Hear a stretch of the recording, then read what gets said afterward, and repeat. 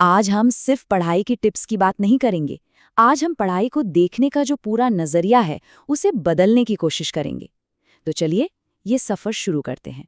अक्सर ऐसा होता है ना कि किताब खोलते ही नींद आने लगती है या लगता है कि यार पढ़ाई से ज्यादा बोरिंग काम तो दुनिया में कोई है ही नहीं। अगर ऐसा महसूस होता है तो ये कहानी सिर्फ एक इंसान की नहीं, हम में से ज्यादातर लोगों की है। चलिए एक सच से शुरुआत करते हैं जो कोई नहीं बताता। सच ये है कि पढ़ाई बोरिंग होती है। हाँ, बिल्कुल होती है। देखिए, हमारा जो दिमाग है ना, उसे चाहिए इंस्टेंट मजा, फौरन खुशी। जैसे सोशल मीडिया पर एक लाइक मिल गया या गेम का एक लेवल पार हो गया। पढ़ाई का फल तो महीनों बाद मिलता है, तो जाहिर है मन तो भागेगा ही।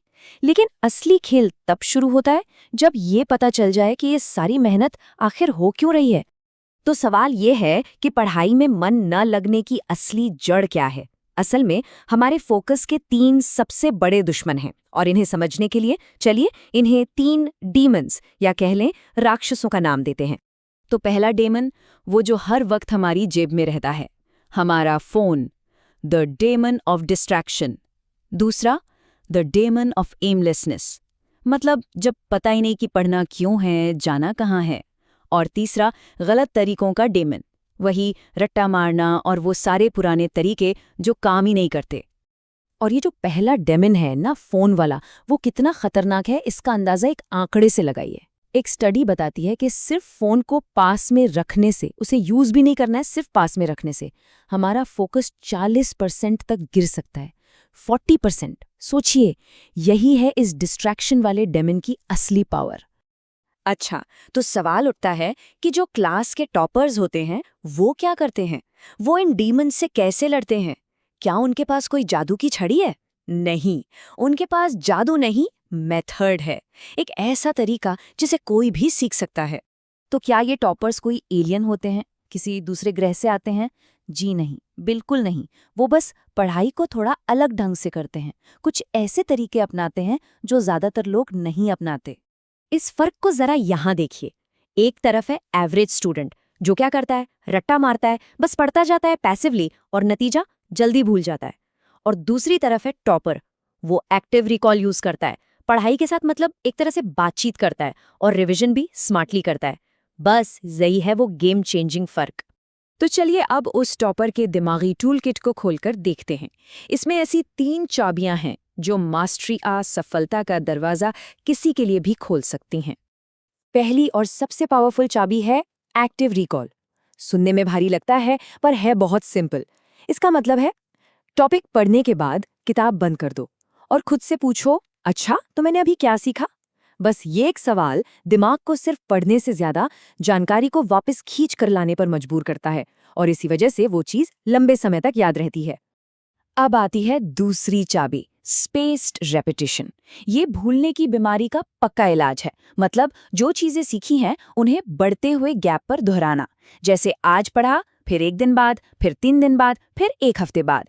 इससे वो जानकारी दिमाग में एकदम पक्की हो जाती है। अब सवाल है कि ये इतना जरूरी क्यों है?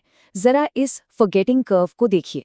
ये साफ साफ दिखाता है कि कोई भी नई चीज सीखने के सिर्फ 24 घंटे के अंदर हम उसका लगभग 70% हिस्सा भूल जाते हैं। 70%! टॉपर्स इस सच्चाई को जानते हैं और वो इसी के हिसाब से अपना प्लान बनाते हैं। और तीसरी चाबी, ये कमाल का माइंड हैक है, 5 मिनट का नियम। जब भी पढ़ने का बिल्कुल मन ना होना तो दिमाग से बस इतना कहना है, ठीक है यार, सिर्फ 5 मिनट पढ़ लेते हैं। क्योंकि किसी भी काम का सबसे मुश्किल हिस्सा होता है उसे शुरू करना। एक बार 5 मिनट के लिए बैठ गए तो मोमेंटम अपने आप बन जाता है। ओके, तो हमने टेक्निक्स की बात कर ली। अब जरा एक लेवल ऊपर चलते हैं और बात करते हैं एक बड़ी स्ट्रैटेजी की। याद रखिए, गेम घंटों का नहीं, फोकस का है। 18 घंटे घिसने से बेहतर है 6 घंटे की स्मार्ट पढ़ाई। अक्सर ये सुनने में आता है ना कि टॉपर तो 18-18 घंटे पढ़ते हैं। ये सबसे बड़ा झूठ है। सच तो ये है कि टॉपर हार्ड वर्क नहीं, डीप वर्क करते हैं।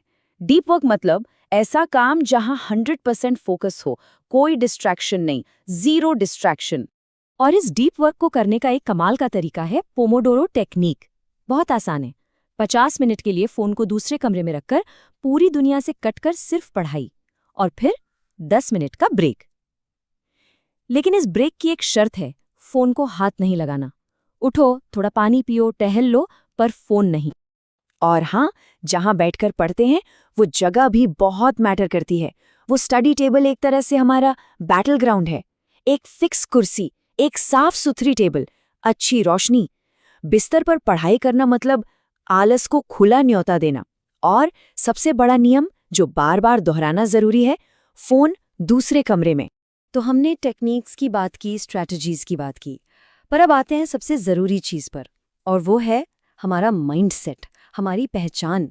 क्योंकि ये लड़ाई सिर्फ पढ़ाई की नहीं है, ये एक नई पहचान बनाने की है, एक प्रोक्रेस्टिनेटर से एक परफॉर्मर बनने की।